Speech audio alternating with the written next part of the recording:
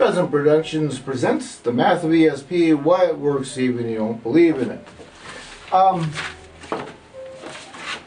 Anybody that's following along with me on the series of ESP, math of ESP stuff, knows that I'm extremely poignant about the idea that you need to go out and look at your world and think about actually fact-checking what I'm saying. Don't believe me, go look. Now the exact opposite is what your governments and religions and corporations tell you. Okay, now, like I said, this is actual factual data. You can go out and look at your planet and see this is where you're at. You can see you have absolutely no answer for this. Okay, the volcanoes are erupting. You can't touch them. You can't walk up and put a cork in them. Even Donald Trump's big mouth couldn't swallow all of the volcanoes up. He's that pathetically little of a thing. Okay, this is fantasy, folks. Okay, I have not done it. None of you have done it. Therefore, you cannot deny it. You cannot disprove it. By the same fact, I am not proving it's there. I am saying this is all the possibilities, because yes, you can clean water in space, clean air in space, grow fruits and vegetables in space, and like I said, for literally pennies compared to the thousands of dollars that it costs to send it up, for pennies you can be dropping it back down by drones, okay?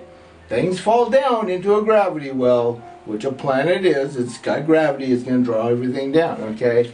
This is also absolute biological fact, and you can prove it to yourself by trying to figure out how something does not, of a virus and a bacteria and a mold and stuff like that, does not travel by either air, water, some kind of plants, animals, or humans, okay?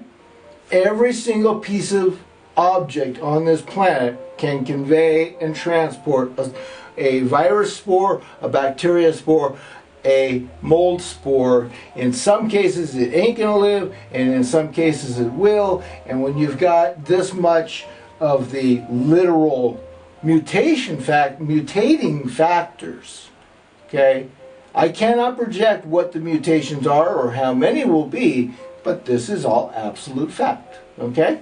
This is all absolute fact, okay? Now, to give you an idea of how deep all of this stuff actually runs in your systems and stuff, okay? In 2011, October 11th, I had bought two 8-minute drives of a race car on a racetrack at racing speed.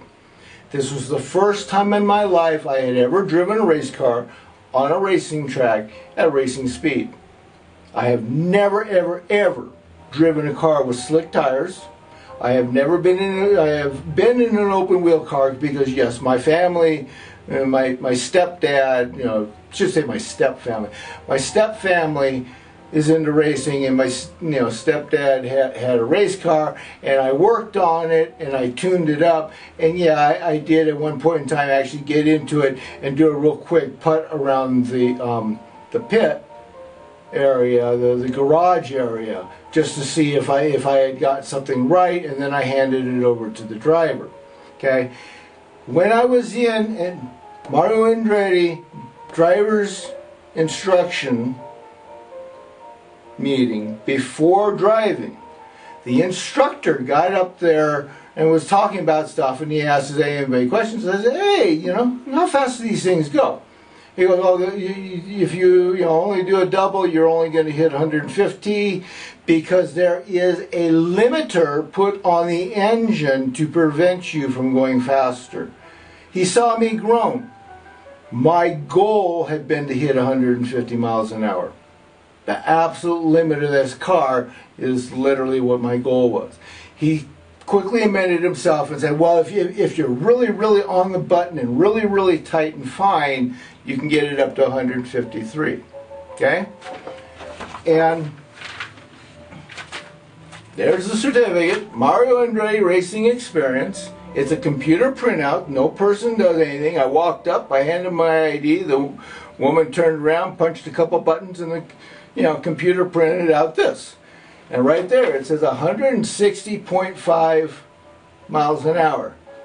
7.5 miles an hour faster than the instructor said was possible. Okay? I was just like, ooh, wow, and all that. And I was going to go in there and show the instructor, but he was in the middle of class, so I just turned around and wandered off. I didn't have any friends or family or anything like that with me. Nobody really. I don't have friends and family, okay? I have step family with the exclusion. I have one family member, my son.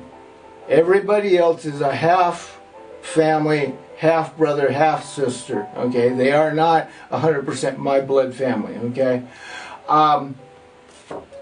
This thing here, okay, kind of amused me. I went home and I started realizing that, God, I really went way the heck over the top of what this was supposed to do. So I knew, by having businesses and stuff, that these people have to, in case of a lawsuit, they have to, without any, absolute any way of losing it, they have to maintain records of what that car performance status was at the time I was driving, all the way around the whole entire time, what things were set at beforehand. So I sent off an email saying, hey folks, I went 7.5 miles an hour faster than what this guy said was the top speed, and he talked about being a limiter on it, so it can't do anything more than that. Can you please tell me? Okay. The woman that replied back, whose name ended, last name was Andretti, told me that I was a stupid person who didn't have any right to think that the word top speed meant top speed. I'm too stupid to know anything about racing, I'm too stupid to know anything about cars, and I'm too stupid to know anything about business. We exchanged several emails. I still have those emails, so I can prove what I'm saying. And at no point in time did that person responding to me ever admit that I had any ability to know anything about race cars, even though I had seen Mario Andretti as a Formula One driver in the 1960s when I first started watching Formula One. They didn't, they wouldn't admit to the fact, this is IndyCar. They wouldn't admit to the fact that I had been a viewer of IndyCar racing for almost, pretty much almost as long. I knew anything about anything in the industry, even though I've done car mechanics. I've worked on race cars. I've been around race cars. I have friends who drive race cars. All of this. Or the fact that because I have owned a dozen businesses and I have operated and worked in 7 industries, some I don't even know how many businesses, probably 30 or 40 different businesses, all of which have to provide themselves with protection from lawsuit. So the data I was asking about absolutely had to be in their data banks. Okay?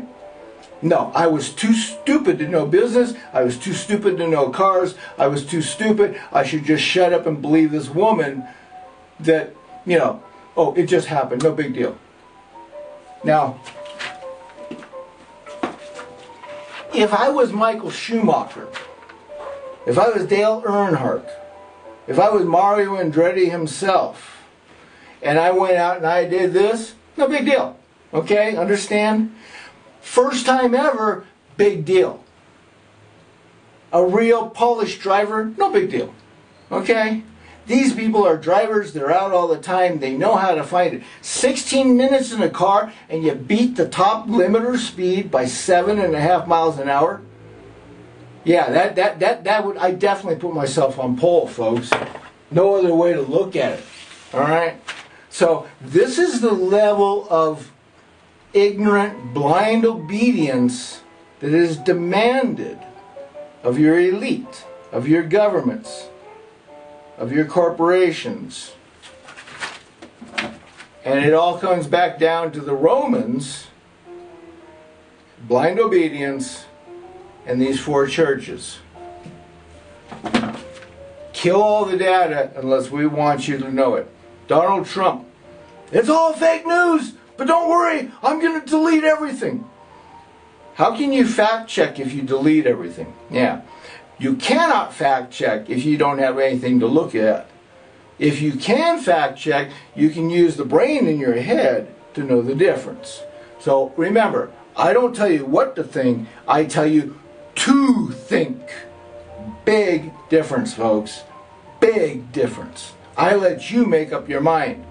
Every troll tells you, don't you dare believe yourself. You have to blindly accept me. Whether it's a Photoshop photo or it's a person who's screaming that, oh, you can't know anything about my God because my little preacher down the street didn't give you permission. Excuse me? Revelation 2:17 is given by your God, and you're telling me that I can't know that? You're telling me I can't have been there? You're telling me you're not going to go and check with your God? You went and checked with your preacher, and I have to believe your preacher over your God? Yeah. That's how you know the difference between fake and real. Who wants you to fact check, who doesn't?